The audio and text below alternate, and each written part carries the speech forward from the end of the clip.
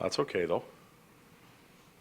Well, Todd, I'm just wondering from a perspective of not so much on the game tonight, but Battle of Alberta, what's the most intense rivalry you've ever been a part of in any level of hockey? Does something stand out for you?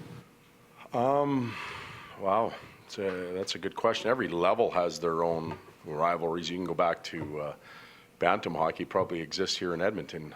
One area versus the other. I thought we had that when I played minor hockey. Major, junior, Saskatoon, Regina, Saskatoon, Prince Albert was always a big rivalry when you played. But at the National Hockey League level, the original six when I was in Detroit always seemed to ramp things up a little bit. St. Louis, Chicago, those types of rivalries. California was always LA, Anaheim. But this is two Canadian teams, Hockey Central, with very rich past in both organizations. Both teams have won cups in the past. Both teams competed against each other for many, many years just for the right to go on in the next round and play. The number of Hall of Fame players that have come through both organizations. I think there's such a rich tradition in this rivalry. It's a special game tonight, I think, to play that last game against the Flames in this old building, and both teams, I'm sure, are going to play hard and respect that. That's the case. Where do you see this rivalry in 2-3 years, Weathers Blades?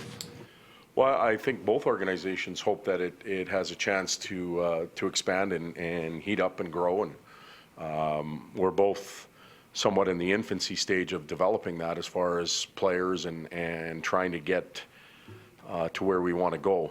Calgary had a bit of a taste of it last year. We haven't had that experience, but as we continue to stock young players and try and grow our teams, the age of the star players match up very well for a future of real good hockey and a very competitive rivalry. It's at its infancy stage. It's when the Gretzky era existed and the Poplinski, that type of era existed. They were at the same age and they really competed and battled, and then it kind of dwindled a little bit, and now we're trying to rebuild that, both teams.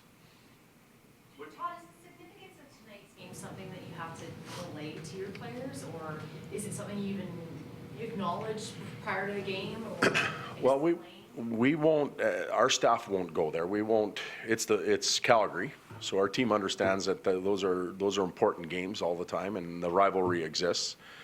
They are well aware of the wrap-up of the building. There's a number of functions that are planned, and they're part of it, so they know what's coming. So I'm not going to stand in front of the group and say, hey guys, this is the last time we play against Calgary in this building. Let's play hard. One, I expect them to do that without me prompting.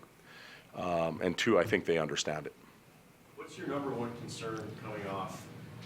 Because to me, this is even different than the All-Star break, because other teams eventually. Yeah, it's. You're kind of like a football team this week, one day and another. Yeah, it's interesting. We whined and bitched about not having it, and now we're talking about having it. So we had a rhythm going. Every second night for a month and a half, we had that rhythm. We were able to rest. We were able to get a couple players healthy, or at least healthy enough to play. We had 2 really good practices. How will we start? Will we be rusty? I hope not. I don't think there's any reason why we should be. And it's not a lot different. I think this is a good approach for us, because if you happen to be lucky in the playoffs and win early and wait for another team to play, you're usually taking 4 or 5 days off, and you've got to be ready to play again. And we're trying to create those moments, I guess, without being in the playoffs. How did you ever, in any moment this season, have the team that you imagined on September 1st together in the lineup at one time? No. No. Is it hard then to evaluate, in a year where it hasn't gone the way you want? It is. How good you can be not having all of those. I mean, everybody is injured. I get that. We get some real good evaluation.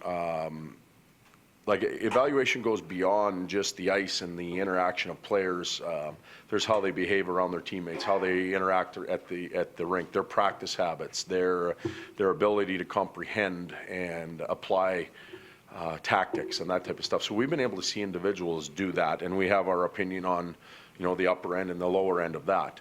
But to put the band together and put it on stage and see how well they can, what tune they can come up with, we haven't had that chance. It's just the way it's happened for us with injuries, and I don't even know if we've been close. Right from day 1 to day 80 now, we haven't been close. I know you've got a few games to go. Are you starting to see a change in the culture here when you look back at your first year? There are some things that we thought we needed to do when we arrived, the staff, management, coaches, and we pushed that button all year, and I think the players have responded. I went home yesterday after practice, and my wife said, "How was practice?" I said, "You know what? They continue to work hard. They continue to give us what they have." That's the last few days are the days where they would mail it in if they were going to mail it in.